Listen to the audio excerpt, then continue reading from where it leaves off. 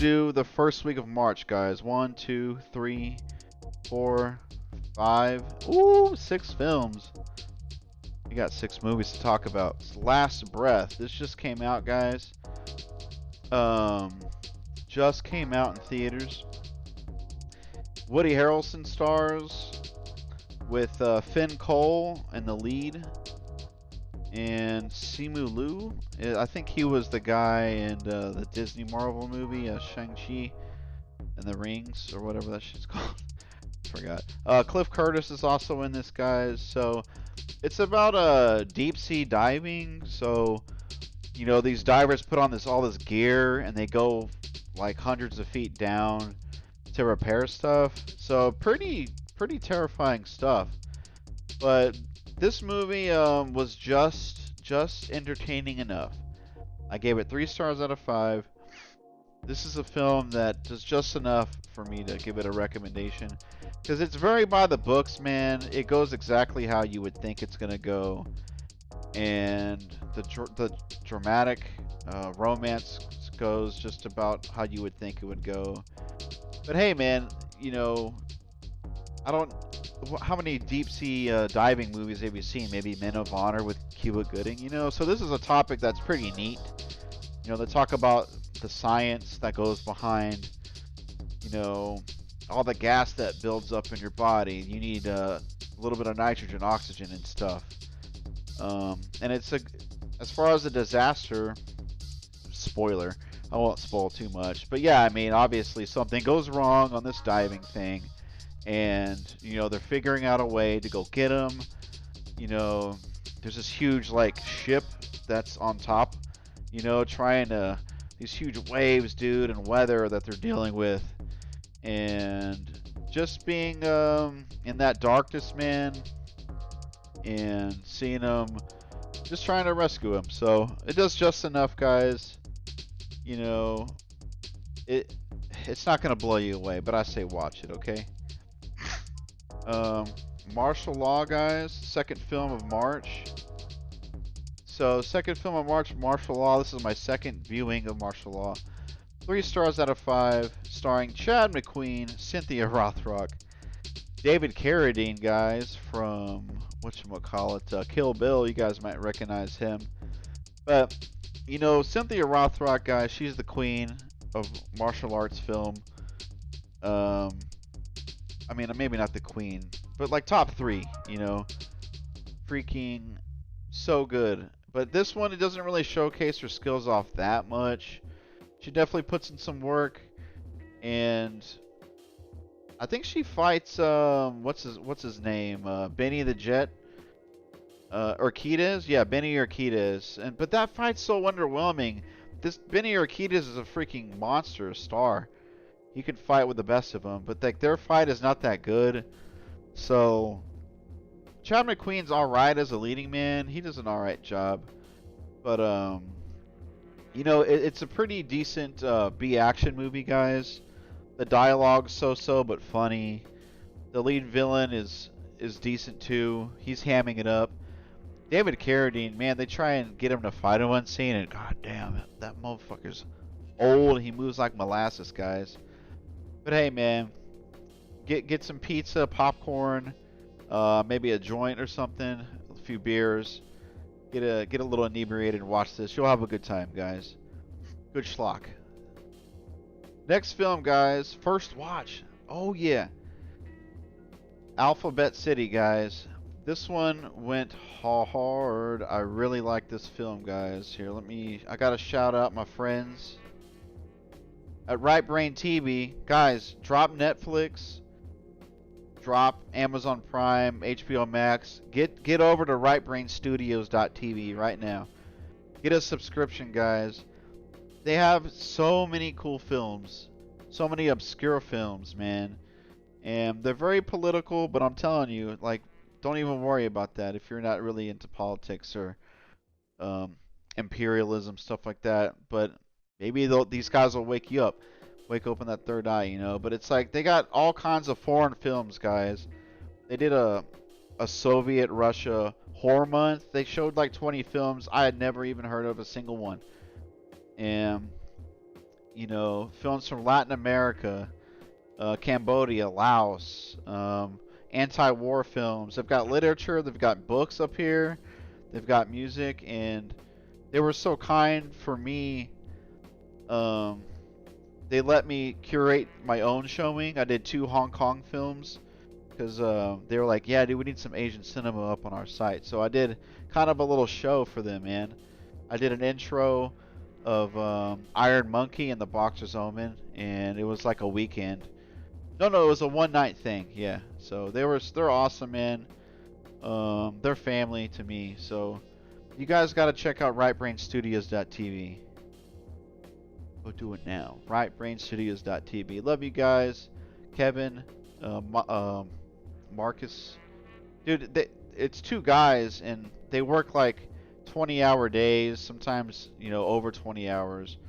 They work their brickin' butts off, man. So if you guys can go support them, I'd appreciate it. But anyways, back to Alphabet City, guys. 4 stars out of 5. Remember I said Oliver Wood, cinematographer of Face Off?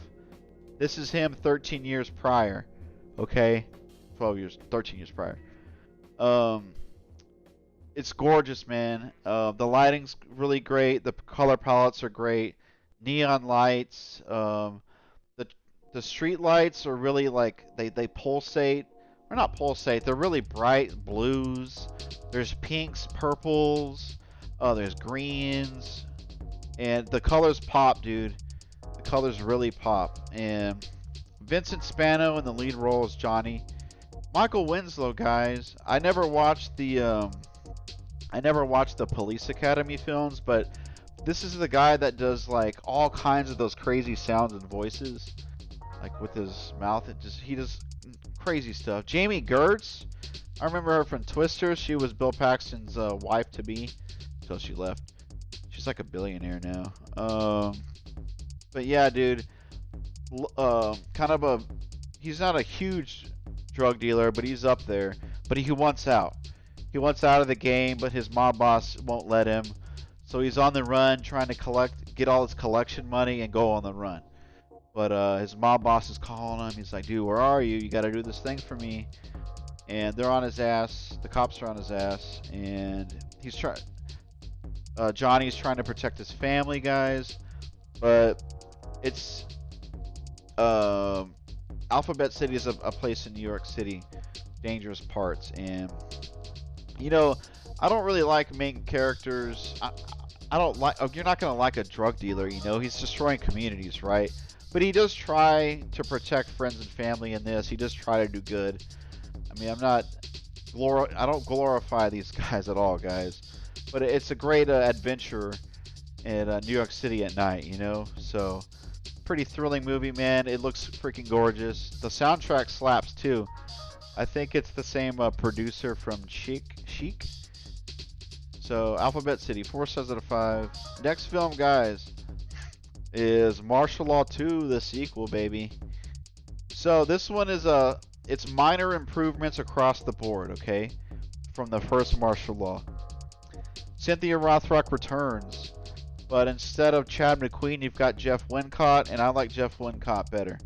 I think his fighting scenes, I'd say him and Wincott and Chad McQueen, their acting's about the same, and I don't know how they compare in martial arts, but the choreography in this one is better. I will tell you that much, okay? Billy Drago, that guy plays a good villain in The Untouchables.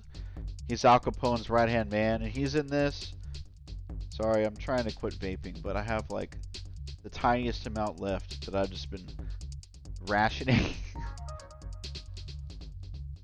So I am smoking less. I had to take a hit there. But man, the movie starts with the fight scene right off the bat, and there's plenty of action in this, guys. There's a lot more action. The plot's just as solid as the first, and I really like Rothrock and Wincott's fighting in this, and most of the other actors they fight kind of know what they're doing for the most part. And the main villain's pretty corny. He's got what you want in a B action movie role as a villain. And, you know, there's some double crossing. It's entertaining, man. 3.5 stars out of 5. Free on YouTube. Watch Martial Law 2. Guys, not a bad place to start for a Rothrock fan, guys. She's one of the best martial artists to do it in film. Definitely watch her Hong Kong stuff, because that just puts this to shame, you know. Alright, guys. Deadstream. Deadstream. When I was in Arkansas, guys, I went to a population of 500, this little town. I think it was called Kingston. But they had a library, which is actually pretty stocked. It was like a tiny house. But then they had a second house to the side of donations, and you can just take. I put some money in the box, though. They had a small selection of DVDs, guys. This is one of them. Deadstream. So it's about some content creator or YouTuber. And, man, it was kind of insufferable to start. I didn't like... I don't think it was the actor. I think it was just kind of like... just an over-the-top, corny YouTuber, you know? And just the way he talks, I'm like, I don't really like this, you know? However, as this went on, guys, it's a found footage horror movie, okay? And this shit ramps it up, guys. After 30 minutes... when he gets in that haunted house, shit's flying off the fan. You've got callbacks to Evil Dead and pretty much a lot of Evil Dead, okay? And other haunted house horror movies, I would think. I can't think right now. I'm doing this live. I don't really have a script. So, but Joseph Winter as Sean, Melanie Stone as Chrissy, and Jason. I think he plays the sheriff in this one. But man, the gore, it's not excessive, but it's just the right amount for me. There's some slapstick comedy. There's comedy that's just really good.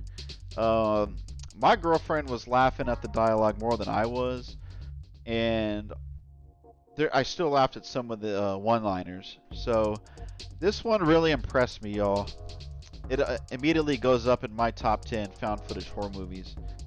Up there with Gonjiam. I can't really pronounce it right. And, you know, Blair Witch, it's up there.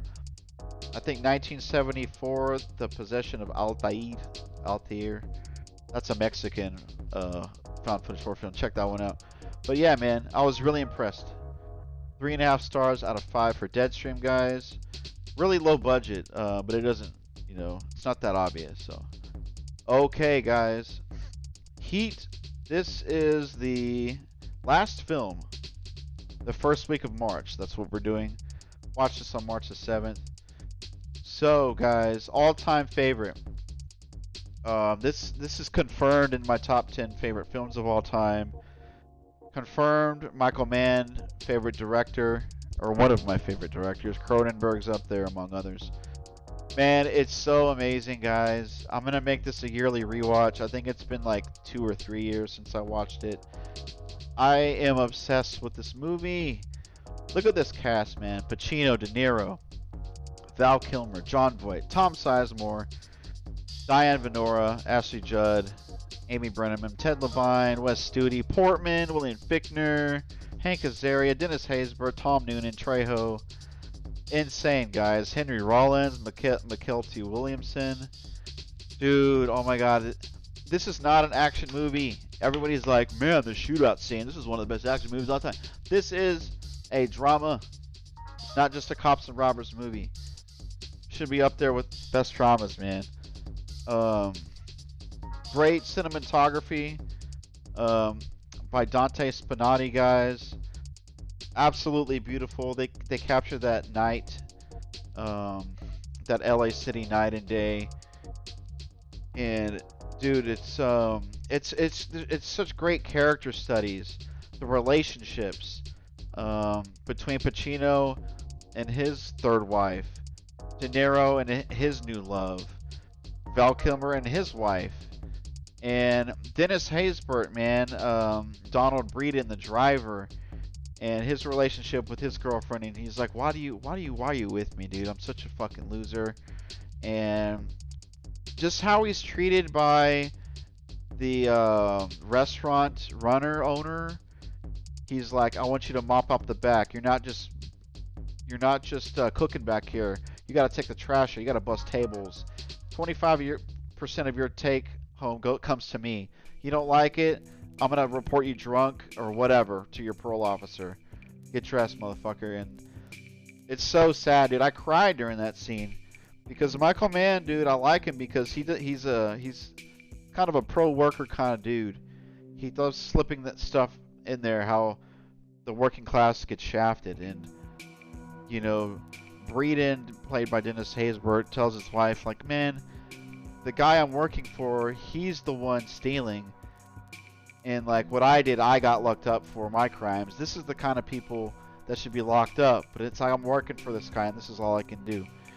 But anyways, and like the ending, guys, like Pacino's in the hospital because something happened to Natalie Portman, and then his ex-wife to be is like, well, Pacino gets a page and he's like, I'll stay. So, you know, Vincent Hanna, played by Pacino, this is his moment. He's going to make a change, man. The work, he's not going to pay attention to the work. He's going to stay. He's going to care for his wife and be there for her.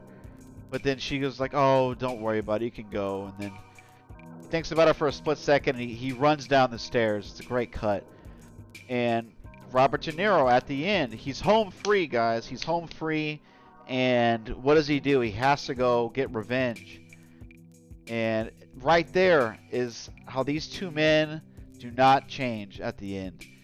And what does it end with? Like one of them losing their lives. You know, I just love that, dude. It's great storytelling, man. Great characters. And just the cat and mouse, guys. I can't believe they meet up for a cup of coffee, man. Such a great scene.